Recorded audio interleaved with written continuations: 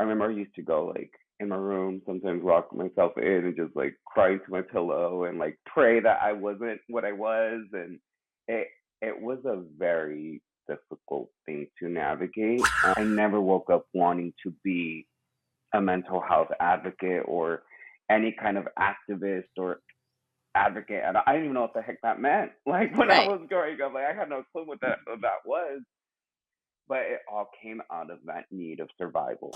Speaking up has always been what I needed to do in order to heal and to survive. Sabrosura pa' ti que.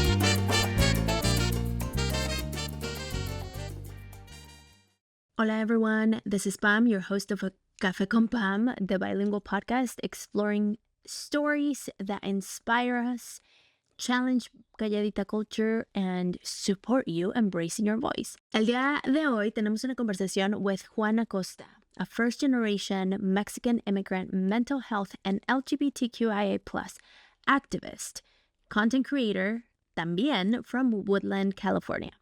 He began his advocacy work at just 13 years old and has since spoken at the White House, the United Nations, and also co-authored the New York Times bestseller Channel Kindness with Lady Gaga. Juan focuses on uplifting LGBTQIA+ immigrant and Latina communities and was recently recognized by the Advocate Stat News and the 2024 Young Innovator in Behavioral Health Awards for his groundbreaking work in mental health. Of course, you know, when I come across someone who talks about mental health, I, of course, will say yes. And this conversation with Juan and I was really powerful because not only did we explore the beginning of his journey, but also why mental health is so important for us to continue to talk about it, for us to continue to bring it up, even when it's a little bit or a lot difficult. Bueno, sin más, aquí está mi conversación con Juan Acosta.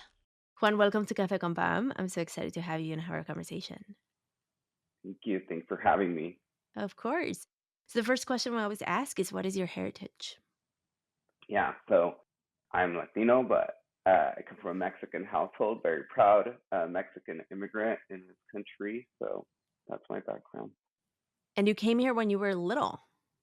Yeah, I was 2 years old. My parents brought me. Well, we immigrated here when I was two, so I've been here my whole life, but I was born in Pacana, Jalisco, Mexico. Bacana, Jalisco. Have you gone back? I have not yet, so it's been a while. It's been a while since then, so I want to soon, hopefully. I was supposed to in January, and then some things came up, so uh, I hope to go back soon. Closer than you think. Yeah. So, how is it for a little immigrant child to show up? You were two, so you basically grew up here. And how was it for your identity to know that? Did you know you were born there? So I didn't until like I was like in sixth grade. I want to say that like I mean I knew that we came from Mexico Mm-hmm. to an extent, but I didn't know like that we all of us like immigrated here to this country, and so that was kind of a thing I had to understand during my growing up. But it was definitely a journey, I guess, in school, and every piece of life here has been very much embedded in that immigrant experience, because even though I was, raised here and I'm so used to many of the things that are, norms here in the United States, there are things that are also very um, strange to me, that feel unnatural in ways, Mm. just due to my own, I guess, um, perception of life. And I don't know if that's, my subconscious that thinks differently than how we think here, I guess. But yeah, it's been a journey, I guess, is the easiest way I could frame it there.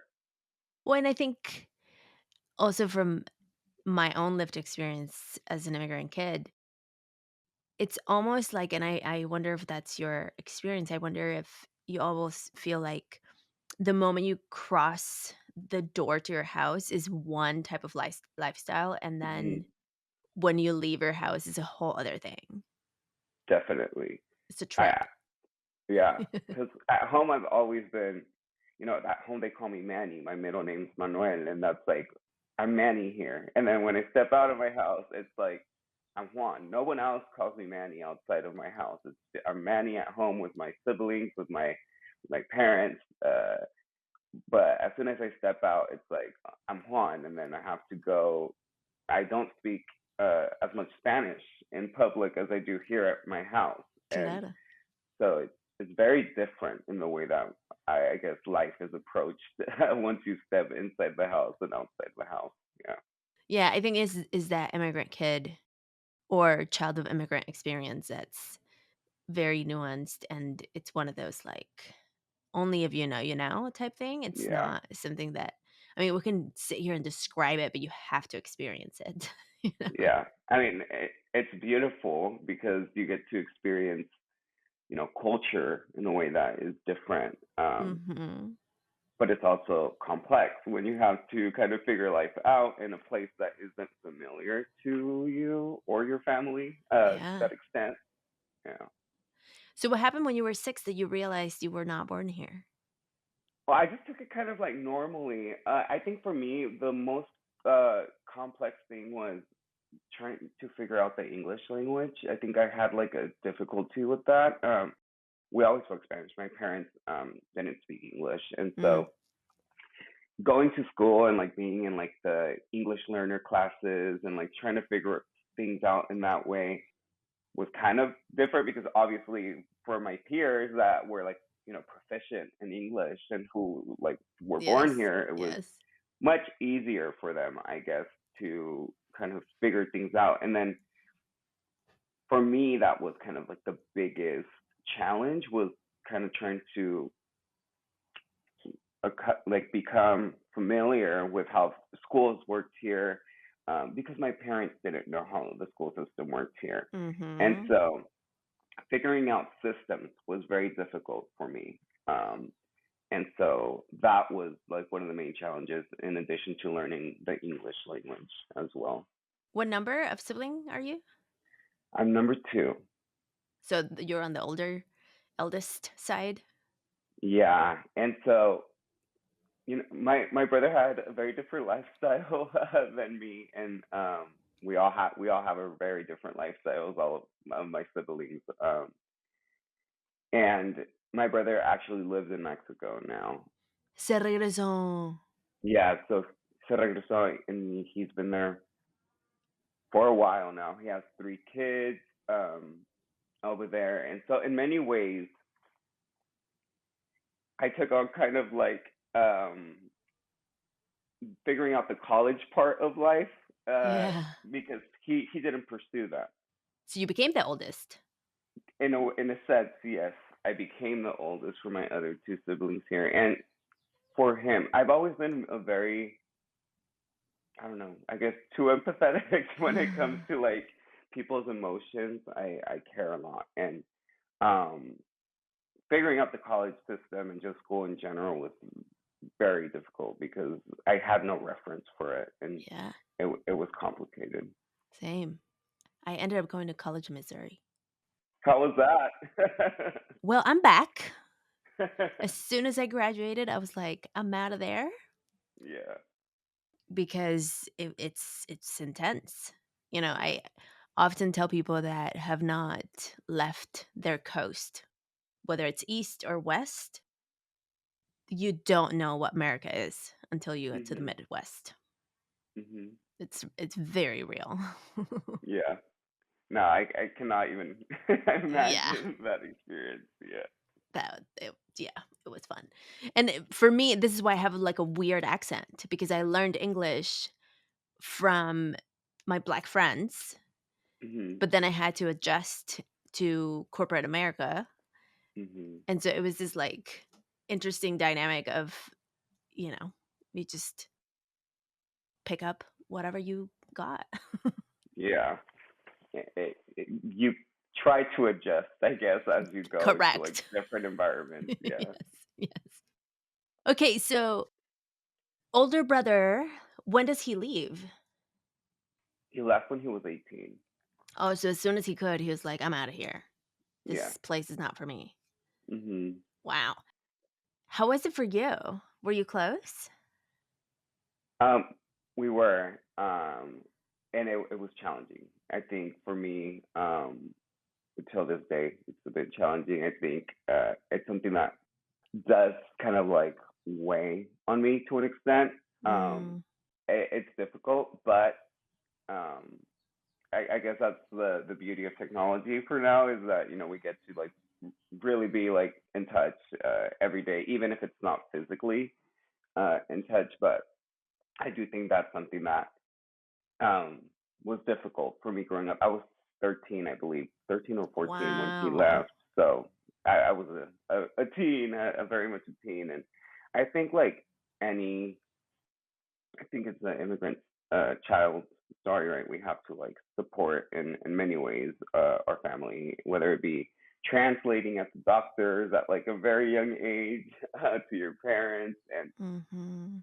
it's not something I ever complain about, right? But it's something that's just a part of our journey here for many children of immigrants, and trying to figure out how to make your parents' journey uh, to an extent worth it, right? Like their Mhm. sacrifices, leaving everything behind, and then coming to a country to give their children a better life. Totally. And sometimes, like, I feel like we spend a lot of time grieving too, Hmm. because Yeah. it's the grief of wondering what it would have been like if you never came, Hmm. and also experiencing family separation, whether it's by choice or by government. It's Hmm. very real, and it's a grief that I don't know other cultures may experience it unless you have an immigration story. Yeah. It's very difficult. Um, but I think the biggest thing that has been helpful for I think us and I'm sure many other immigrant family and households is trying to remain grateful for what you can do, right, Mhm. to remain united to an extent, to remain focused on the larger vision, which is rooting for one another to do good and to contribute good into the world. And that's the best thing we can ask for. Totally, totally. And I think that's what makes us so resilient. It's like, well, let's figure out a resource. Let's figure out a way to still be in touch. Let's figure it out. Yeah. And we often do, instead of like, oh, I can't see them, and you dwell on it. It's when we were experiencing family separation with my brother, we ended up going on vacation to a place where we could all travel. And that was a lot of fun. It's Yeah. something that now looking back, we figured it out. Hmm. He can't come here, so how could we go there? Or how could we figure a central place where everyone can go? And it worked out. And I think that's what we often do, is how could we make it work for us? I mean, that's the beauty of the whole like immigrant journey. As you said, it makes you by choice resilient because we have to survive. And that's Yeah, like once you have to survive, there's no option. Like you'll do anything to survive. you'll figure it out. And that's it. Like whether it's working overtime, working whatever it may be, how many ever hours, which I'm not saying it's the healthiest thing to do, but I'm saying we will figure it out and we will do what we have to do. We make it work. Yep. Yeah.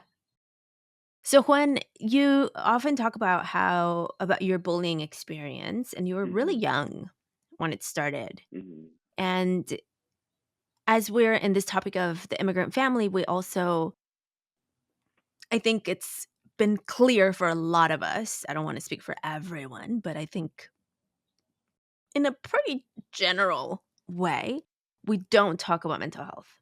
Our Mhm. families, for many reasons, I think, for me as a coach, knowing what I know, they just don't have the resources, Mhm.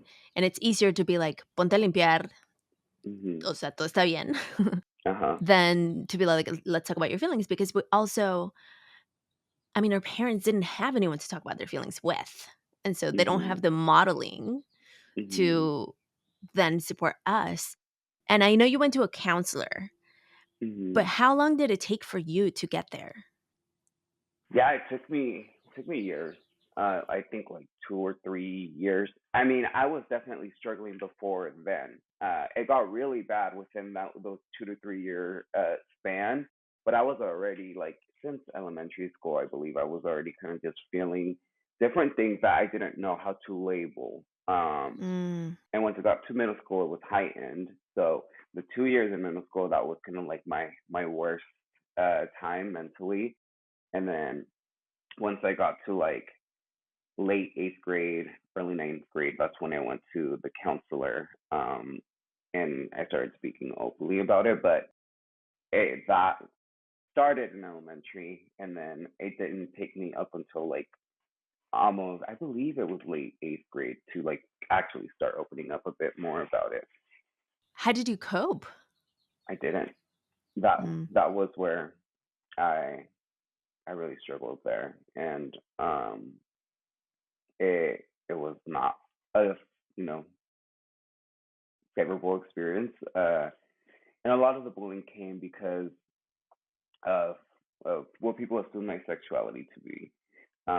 And even though they were right, it's not for them.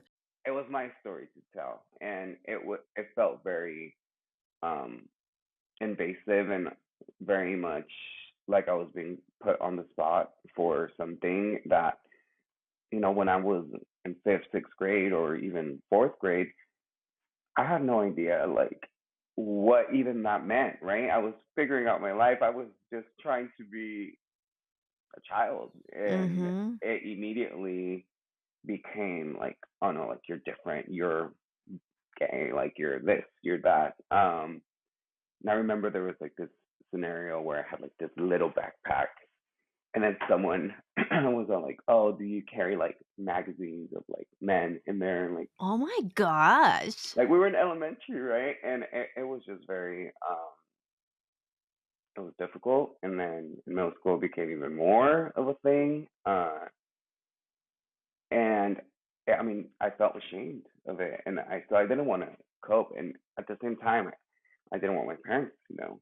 Right. And so I never spoke to them about any of that because I didn't want them to know something that I, for one, in media, consistently in Spanish media, would always see all of these characters, right, in novelas and any shows being ridiculed for being Mm. members of the community. And so there was that consistent stereotype in our Spanish media. And then I would hear, um, even cousins speak negatively about the community, without knowing that I was sitting there and also, but I wasn't out. And so it was very difficult. For those reasons, I didn't want to share any of that or even any of the bullying that I was undergoing, just because I didn't feel safe to an extent Totally. to do it. And then I would just also kind of think about, they have so many other things to worry about. Like they got to pay bills because they were stressing about bills. I don't want to like Mm-hmm. worry them about like all of One more like thing to give them. yeah. So that was another factor of like why I didn't want to share some of that as well, was very much that. And so the way I cope, which was not To not great, cope. yeah, it was to not cope. And I remember I used to go like in my room, sometimes lock myself in and just like cry to my pillow and like pray that I wasn't what I was. And it it was a very difficult thing to navigate. And then I just started overeating. That was like one of the worst ways for me to like get some. So food came in.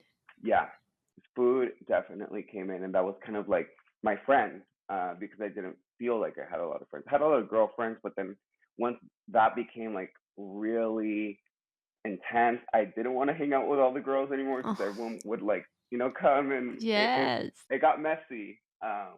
But then speaking about it kind of allowed me to get some kind of like relief. It's like when you release a bit of it, even though you're not releasing it completely to everyone, you're able to just accept. And once you start accepting, you're able to start discovering who you are, and you're able to start owning your life and your light in a way that you maybe haven't before. For sure.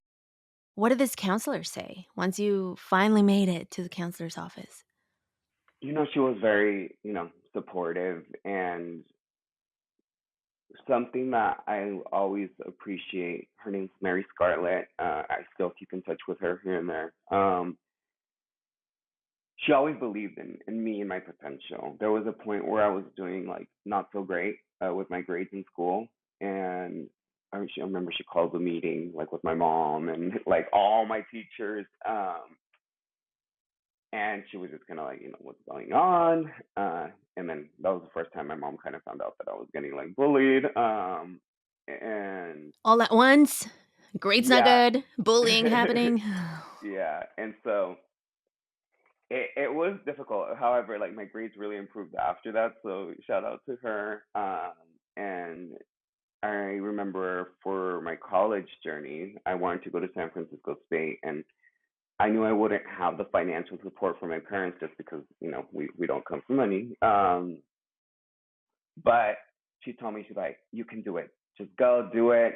I know you'll figure it out. Like you can work full time, and it sounded like intense, right? But like she really like believed that I could do it. Mm. And that to me, like having someone to not that my parents didn't believe in it. My parents were very much came more of a they were just scared that something would Mhm. happen to me and that I would be struggling. Mm. But then having her on the other side be like, you can do it, like, really believing in me allowed me to get more confidence and belief in myself. And I did it, and I graduated from San Francisco State. And Yay. I'm never I'm never gonna forget uh just how much she supported me just by speaking to me that she believes in me. Champions are a big deal. And to your point, I agree. It's not that your parents don't believe in you. It's just it's they don't know what they don't know. And it's such Mhm. a unknown territory. And Mhm. I think we need to give them a lot of grace because it was enough, I think, for them to cross borders. Mhm. Like that's an enough like unknown territory to navigate, no language. And Mhm. so I've had many conversations with people on and off the show where, parents are like, "Ooh, college? What? You leave? You Yeah. go away?" Yeah. It's a lot. It's a lot of responsibility also that we the kid that goes to college, because we're kids at the time, has to deal with without like Mhm. knowing. I Mhm. remember, and I don't know if this happened to you. I also went to college full time and worked full time. And so I understand. And I went to college full time, had a college job, and I had an outside corporate job full time. So that Mhm. was a lot of fun. It wasn't fun. It was hard. Um, Yeah. but I didn't live on campus because Mhm. I had a full time. I grew up really fast. I had to get an apartment. Well, and I didn't know you could live on campus. First of all, Yeah. that was a whole other thing that I was like, "What? There's little apartments here, and you share them with people? How weird!" And and I remember I would see parents bring like freshmen to the dorms and like unload the car and do all these like extravagant things to like say goodbye to them, and I'm like, oh, my mom just dropped me off at the airport. No, yeah, and it's very much that, right? I think it's as you said, right? It's the unknown, and I think as parents, you'll always want to protect. And for many parents, the way you protect is by keeping people close to you and Yeah. by steering them away from unknown territories, by of unknown things and decisions that you have no clue or reference of, that Mhm. you won't be able to as easily assist them if something were to go wrong. Totally. you know. Totally. So, how did the bullying stop? It didn't.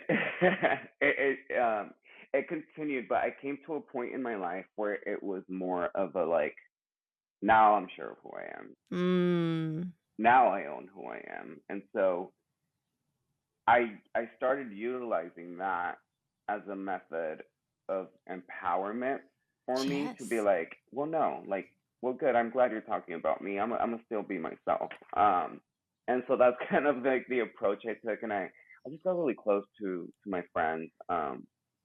In high school and freshman year, I met a lot of my friends, and a lot of those friends from freshman year of high school are still my main group of friends. Like till this day, like I see them every week. Nice. Yeah, we've been friends for like almost like 15 years, I want to say. But having a community is so important in anything that you do in life, and that to me was really transformational. And then just becoming really like sure about who I was, because once I started owning it and just, believing in myself, I was able to really steer away from like what people said about me, because Mm. it was very like it's it's so practical, but at the same time it takes a lot to learn that it becomes a bit radical. Is that people are always going to talk, regardless, like good or bad. Yes. Even if I wasn't a part of the LGBTQ plus community, or if I was, people are always They'll going to talk find regardless. something. Yeah, and so I just didn't want to give people the power that they had over me anymore. Mm-hmm. I wanted to reclaim my power, and show them that what they thought would hurt me or continue hurting me wasn't true anymore. And so that's kind of the approach I took. And till this day, I do a lot of like mental health, like advocacy and LGBTQ plus activism. I still get side-eyed multiple times, depending in which, What environment you're in? yeah. Yeah. So it it's something that now I'm just like, okay, and like if people are talking bad about me, it's a pretty good sign that there's some kind of, good fun chaos that is being ensued. For sure. And someone once told me, if people are not talking about you, you're not being loud enough. Hmm.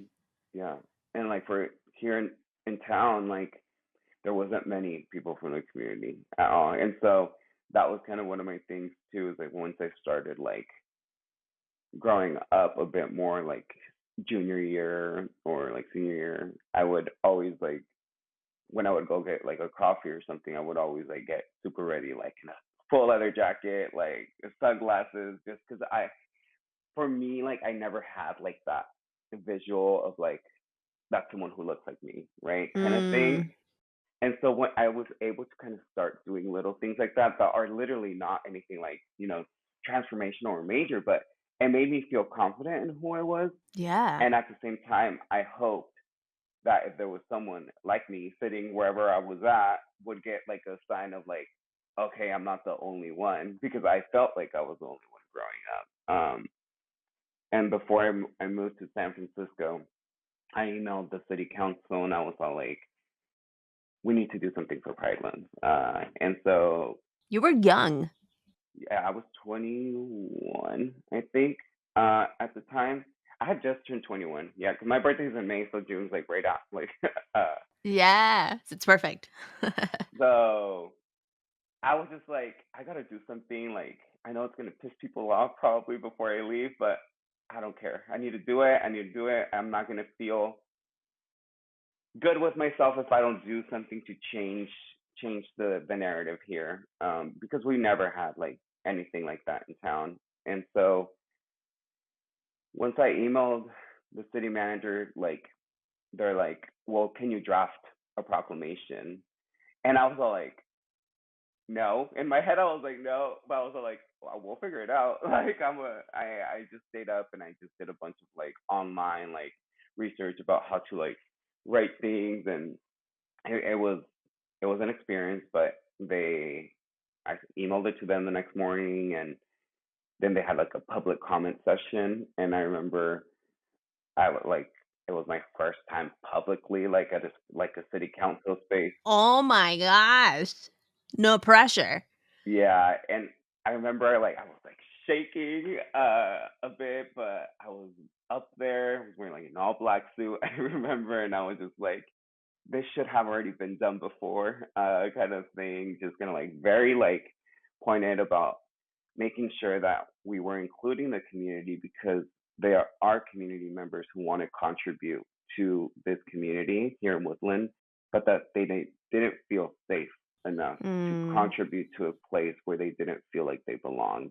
Um, and it was that to me is always going to be like the most beautiful moment I like have ever witnessed because there were people who had never publicly came out either, and they had been living here for many decades, like older um, people who lived here. And I remember this one lady in particular. She mentioned how she was so scared to be who she was that she married uh, with a man, had kids, and then later on in life, uh, she got a divorce, and this was her first time publicly coming out with her partner. Oh my gosh.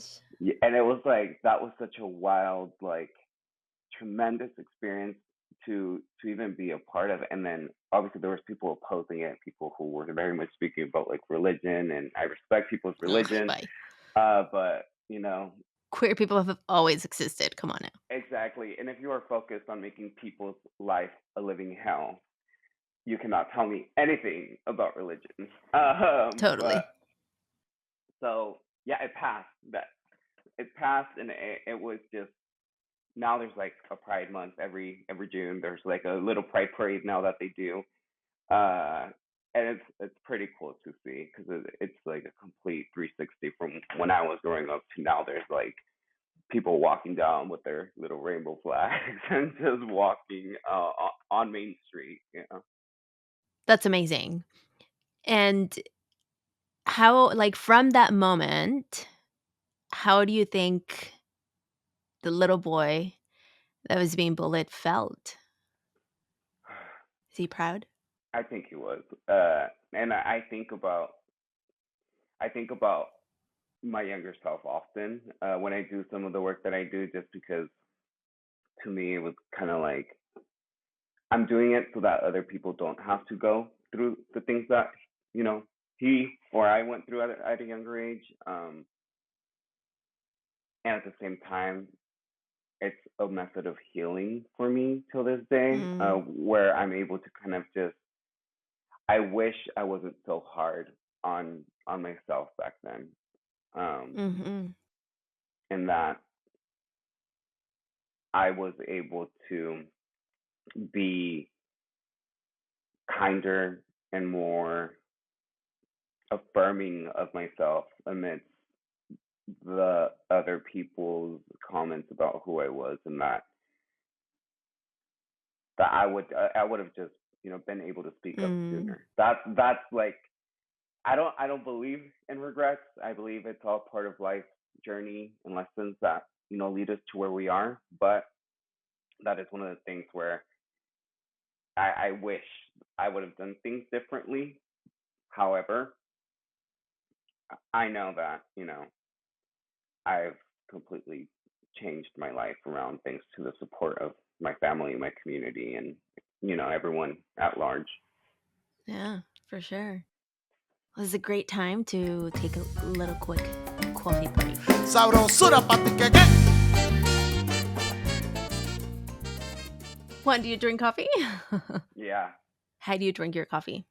siempre tiene que ser frío y tiene que tener Frio? Oh, you're one of those cold coffee. Cold brew or iced coffee? cold brew Okay, with an add I shot can of give you that. espresso. Oh my gosh, you're like really intense. Yeah, was this like I used to work as a barista throughout undergrad, like when I was in college. Y antes no tomaba café, pero en cuanto empecé a trabajar en el Mhm. café, like, oh my God, porque teníamos que abrir, me tomaba como like 5 shots de espresso, like terrible. Cinco. I would like completely crash after my shift. I'd be Well, like yeah. completely like out. But I was just like, I need to like keep up with all these customers and all of like they're very picky like things, and it's like 5 a.m. People have attitude. I'm like, help! Like I need to like just drink Because my they haven't had their coffee. caffeine. Yeah, so it was a journey, and then now ever since, unfortunately, I'm like over here stuck on coffee now. So immune to it. Yeah, Do you brew your own cold brew? yeah. I brew my own. Sometimes I do go to the local cafes like here in Woodland.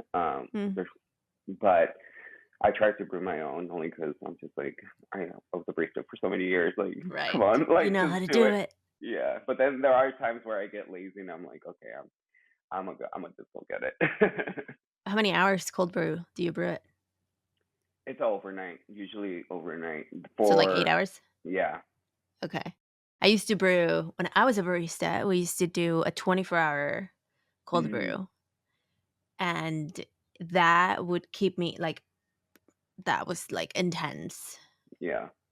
Do you depend on it too? Like, Yeah, but I'm not a cold coffee, so that's why like I'm a little bit of a I'm not a purist, but sometimes I joke about that. Of like coffee is meant to be drank hot, type thing. But whatever. It's just a joke. So I drink my coffee needs to be hot. mm, I don't remember the last time I had cold coffee. When I was a barista, I would make myself because I know, you get hot because you're like mm, serving and moving and like yeah. so that I would be like I can't just be like sipping on hot drinks because you're like doing so much.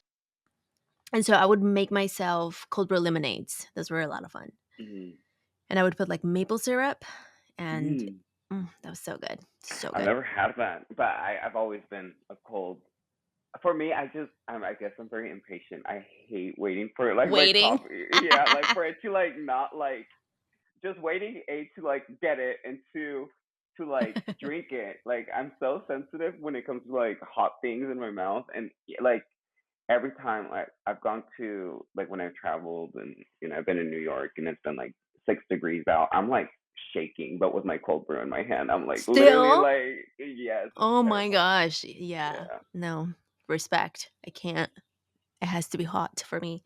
So today I am drinking I've been into cacao a lot, so that's why you Mm, can see like a little like creamy mhm. rim.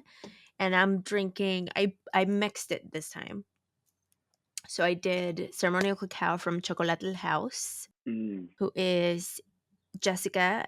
She was in Café con Pam, but we did a YouTube exclusive. So it's her interviews on YouTube. And she gave us like this whole lecture on cacao, and it's fascinating. And Mama Cacao has been calling me for a while, and so I'm listening and I'm tuning into her medicine. And so however, I'm still not cheating on coffee because I do kind of like cacao and coffee. mhm. I mix them up, and which it's fine. I don't think they get mad at each other. It's fine. Yeah, I think it works. It does. It's like mochas. Yeah. It's just a little bit like this is. It doesn't have the extra processing or sugar. Um, but yeah, it works. It's fine. Sometimes I do cacao, like a full cup of cacao in the morning, Mm, just cacao, and then I start drinking coffee.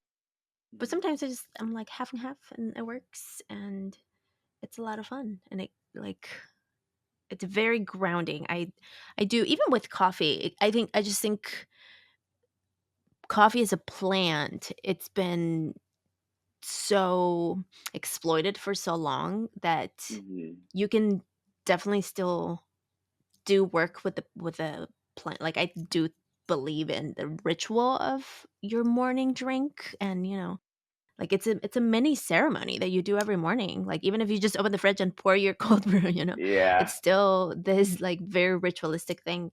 And I've felt a deeper connection with cacao than I think coffee. It's a little bit resentful, and I'm getting like very philosophical here, but like coffee's like I've been like so overused for so long. I don't know if I have the Mhm, bandwidth to give you more other mhm. than energy and like you know jitters, which is fine.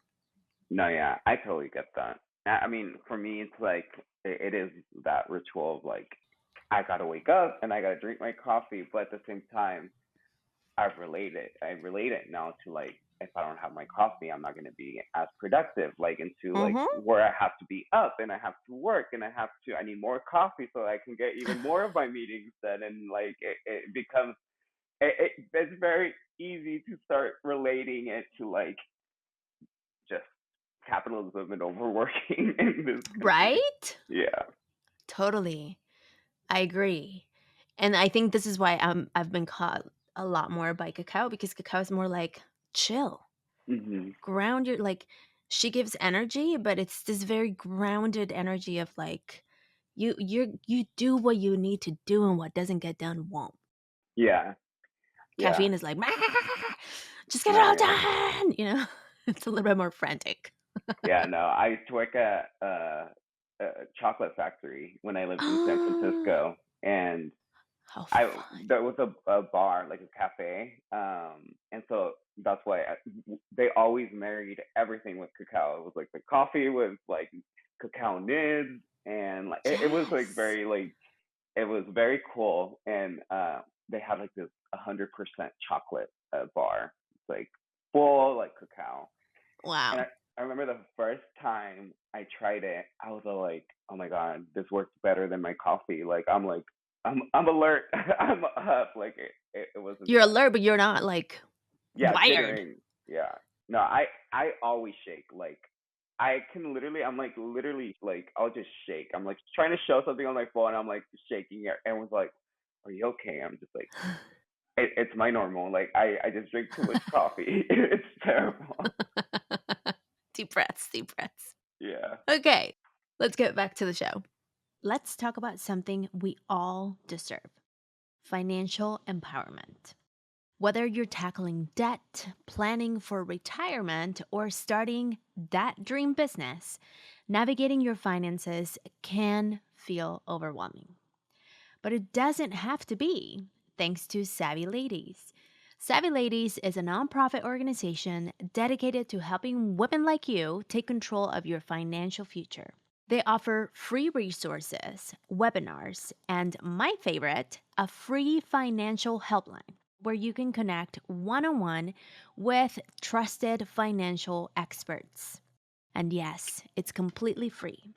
Whether you're just starting your financial journey or need guidance on a specific challenge, Savvy Ladies is here to provide quality and trusted advice you can count on. So why wait? Visit savvyladies.org today and connect with the financial helpline to get the personalized support you deserve. Your journey to financial independence starts here. That is savvyladies.org. Your path to financial freedom can start today. So, Juan, your advocacy work has it's basically what you're known for the LGBTQI plus community, for mental health. And you've been invited to the White House multiple times. You've sat next to pretty well known people. You've written things.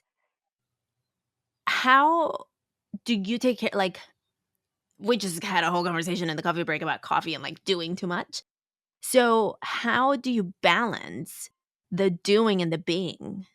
Yeah. Because being a mental health advocate, I've been talking about mental health since 2016 también, and it's this like sometimes we tend to, and I'm speaking for myself, I tend to, for the love of the art of mental health and speaking on it, sometimes my own mental health tends to be like, oh, wait a minute, let's bring it back in.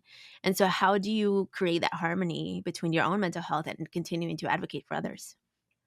Yeah. I mean, that was like so hard for me to learn at first.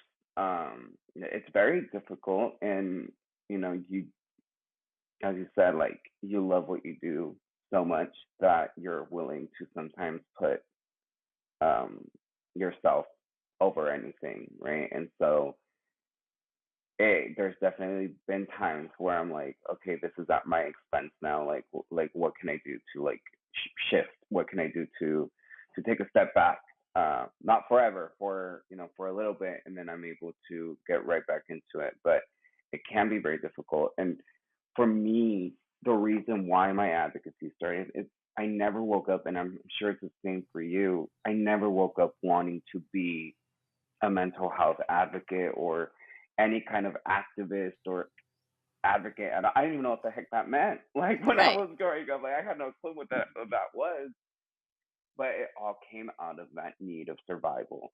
Like I needed to speak up, and speaking up has always been what I needed to do in order to heal and to survive. And that's that's when I started talking about mental health, was because I was going through a difficult time growing up. I had all these negative thoughts and feelings, and I hated feeling that way. And I knew that there wasn't any resources that were specific to communities like the LGBTQ plus community, or you know towards for the Latin community. So I started to like really speak up about it and try to become a part of trying to fix this broken system. And that takes ages to do, but the fight is very much worth it. But there was times that definitely where I was all like, especially when I was in college, where I was a part of like all of these like external like committees. At the same time, I was supporting the Queer Alliance Club on campus at San Francisco State, and I was going to school full time, working full time, and it was a lot. Mm-hmm. But for me, the part of my healing, my reason to get up every day is to do that advocacy work and to learn. I've never been fond of thinking I know everything when it comes to like mental health or LGBTQ plus activism.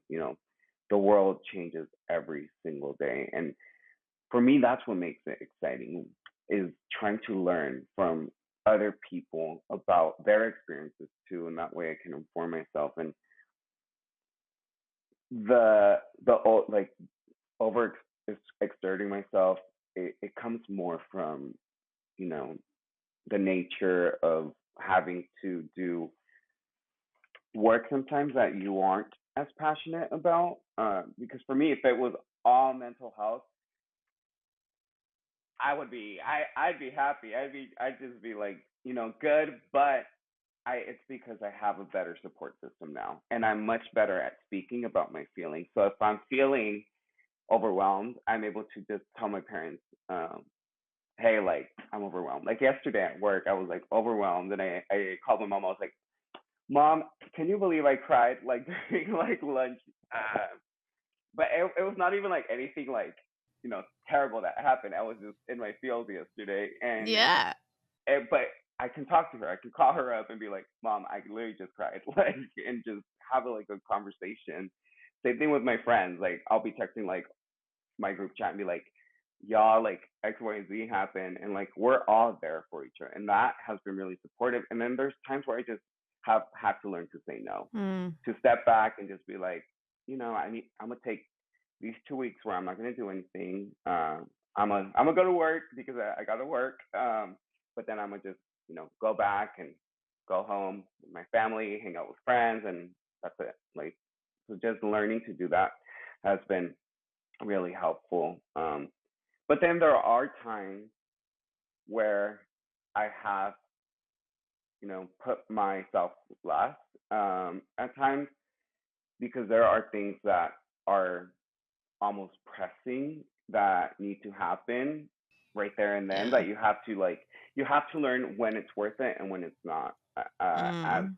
needed. That you got to believe that you're not doing it by yourself. You can't think that any shift in anywhere in the world is going to happen by one person. It takes community. And so as long as you have a community of people who and you're like, okay, like we got each other, like we'll be good.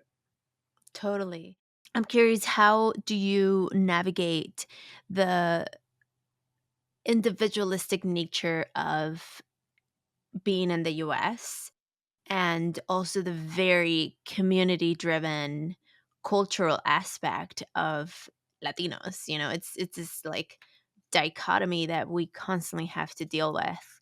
And I have conversations often. My partner's white, and so we often, not so much anymore. I think he's used to it now. Like, he's learned, but in the beginning he was like, "Why do you have to do everything with your family?"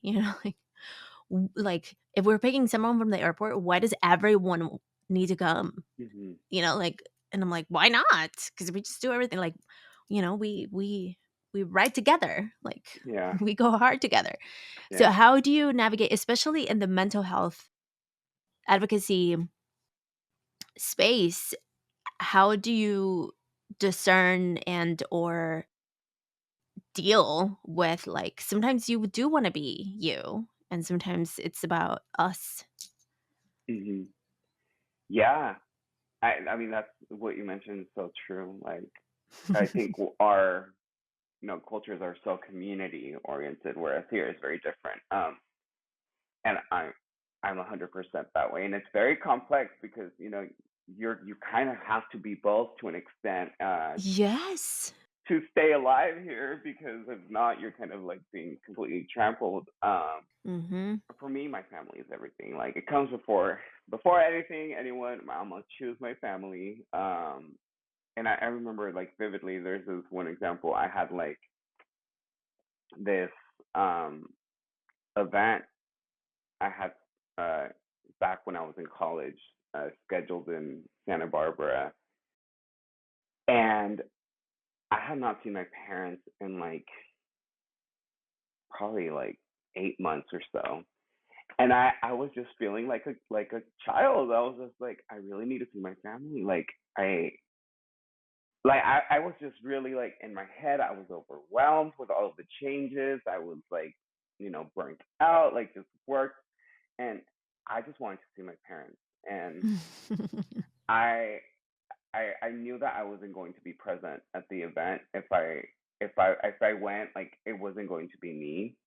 And so I I had to email the lady, and thankfully, like, I know her and she's so lovely, but I was just very transparent with her. I was like, hey, like, I can't do it. Like, and Wow. I was in tears, like, even before emailing her. I knew I needed to, like, go back to my family, because that's what's grounding to me. That's what Mm-hmm. reels me back into, like, this is who I am. These are my morals. This is these are the people that taught me how to work as hard as I'm working. These are the people who taught me how to care for community. Yeah. And I needed to come back to reel myself back in, and to be able to then get up, the Mm-hmm. next day, and be like, okay, now I'm back to it. I got that energy that I needed from them. And so it's 100% very much mixed into my work, because I talk about the general needs, right, at large, from the mental health field, and just specifically what I see within the LGBTQ plus community, what I've learned, what I've heard throughout my different roles. And I'm able to apply that knowledge to that broad aspect, but I also am able to use my lived experience, both me as a person, and also for my parents, right? Like, I now, like, before, I didn't think about how important it is for parents and caregivers to be integrated into the youth mental health conversation. I speak a lot about youth mental health, but it wasn't evident to me from a jump how important it is to include them in it, because all of these young people who are learning about mental health and who may have the education and knowledge now are going back to households where that education and knowledge may not be present. And Mm-hmm. we are continuing a cycle of, okay, now we've taught them, but they're going back and they still can't talk to their parents about it, because Right. it's not. And I'm always trying to be, very have grace for the parents and caregivers, because it's not that they don't want to know, it's that they just don't know sometimes. And Totally. then there are cases that, some parents just don't believe in it, and I think there's Right. some of it goes back to like machismo that I was like very much like no, especially like for men, like no, men can't cry and Mm-hmm. all of this. Um, but a lot of it is like once I started opening up about my mental health and my work, my parents kind of had to get on board a bit, but it opened up the conversation for them to like. My mom's told me things about like her childhood and her upbringing, like how she started like working like right after elementary school, like just very like details that me talking about my mental health opened up to us having like broader conversations, and now we're able to kind of just check on each other and like be very transparent like when we're stressed. Same thing with my dad. Like my dad's a he's a very strong man, but he's also like emotional and like he's one to like just hug and Nice. yeah. So he's great. And my mom's been my mom's very much more of a she didn't get hugged as much when she was growing up. Just a little drier. She's a little drier, but she kind of she's changed throughout the years because I'm always like mom, like just completely like changed her. Um, but I think it's so important to utilize our lived experience through like as a family, as a community, and what we are applying elsewhere too, because I mean, we're not the only ones who go through these things. Totally. Juan, tell us all the places and spaces where we can find you. Yeah, so on socials, I'm at Juan Acosta, two underscores at the end, and then I have a website, juanacostaofficial.com. Fun. What's next for you? And this question always makes me want to faint. um, What are you excited about? Let's make it easier. Maybe. I have a lot of speaking events coming up. I have a lot of like digital projects that I'll be launching starting May, and then I've had this book that I've been wanting to put out into the world, and so I'm I'm almost there. I'm almost there. Amazing. Well, keep us posted when that happens. Thank you. I will. For sure. Last few questions. Do you have a remedio you want to share with us? Uh, yes, yerba buena, té de yerba Mm. buena was always something I drank. When I first started getting my anxiety, I used to get stomach aches, and I don't know like why that like it just like correlated physically, but my mom Anxiety is said, so mean. it's disgusting. It's tragic. It's tragic indeed. But my mom, I would always be like, "Mom, stomach hurts." She would always make me un té de hierbabuena, and it always made me feel better. Yeah, I love that. Probably porque también le ponía amor, you know? yeah, yeah. Nice. Do you have a quote or mantra you live by? Quote or mantra for me, so the one I've always thought about was "I am more than one moment," Mm, and that to me, I don't even know. I think I was in college when that first came into my mind. I write a lot. It's like sometimes I write a lot of like poems, and it's like I'm not in love, but I write love. It's I don't know what goes on with my brain, but you're in love with life. yeah, I more than one moment just came because I was for me, I define that as like more than one moment of success and more than one moment of feeling like a failure or feeling down or depressed or whatever it may be. Like there's so much more to life in between both, polar opposites of that spectrum Mm-hmm. where it allows me to, even if, I'm doing really good in life or whatever, however that's defined, I'm able to still be like, and still that does not define me. And if I'm, really low and sad, again, that doesn't define me. So it allows me to kind of just be like grounded, always to stay in that middle zone and stay grounded. I love that. It's so powerful because it gives you space to be dynamic, to Hmm. just expand into many things. So Yeah, fun. thank you. What is a radical pause you are taking today? Good question. I'm going to try not to go on social media. I told myself this yesterday to not go on social media, and I ended there. So, but today, I feel like I have more more capacity to actually not do it today. So you know when I'm listening to I'm a huge like brain nerd, Hmm. and there's the ACC. Oh, don't quote me here. Cerebral. I don't remember what the A stands for, but it's the CC is cerebral cortex activating the cerebral. I don't know. And basically, it's because I have ADHD, so I like that's why I know a lot of like random facts, but also because it helps me understand my brain more.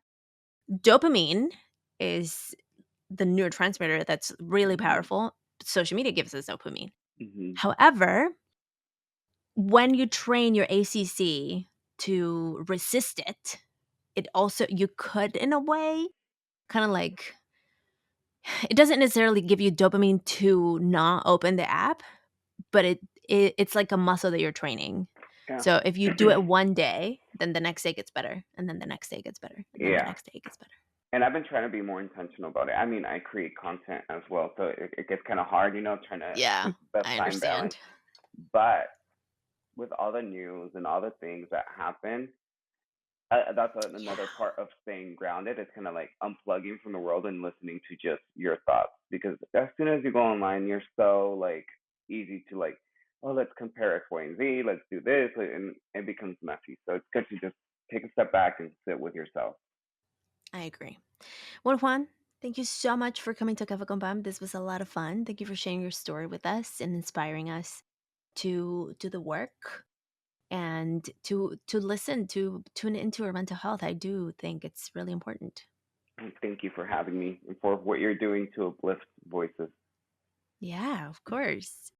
All right, listeners, I hope you enjoyed this conversation. If you are watching it on the YouTube, drop a comment, subscribe, hit the bell, send it to someone you think will enjoy this, to the tia de primos de primas, whoever will enjoy it. It means a lot when you take the time to do that, and it also helps others discover our work. Si este podcast alguna vez te ha inspirado, I'm going to give you 3 free ways to support us in ways that may not be super hard. Una, of course, leave a rating and review on whatever podcast app you use. If you are on YouTube, you can subscribe. That's número 2. Y número 3, you can share this episode with someone you love. Ya te las di antes, pero I wanted to name them and number them for those of you who are linear and may need a little bit more clarity around it. Also, we are a small business. I am a small business owner, and we do have a team. This is not something that I just do. I wouldn't be able to do it, actually. I didn't have a team. And so if you have the means, additional bandwidth to buy us a coffee every month, you can join the Supporters Club. $5 a month give you access to exclusive content, mainly content seen ads, and sometimes I drop you some fun and exciting additional episodes. If you're part of an organization, you can also hire me to speak at your company and or your institution. Let's bring the conversations to even more people. It's time. Let's stay connected on the socials at Café con Pan Podcast on all the places and spaces. Muchas gracias por escuchar. Nos vemos pronto y sigue brillando. Sabrosura pa' ti que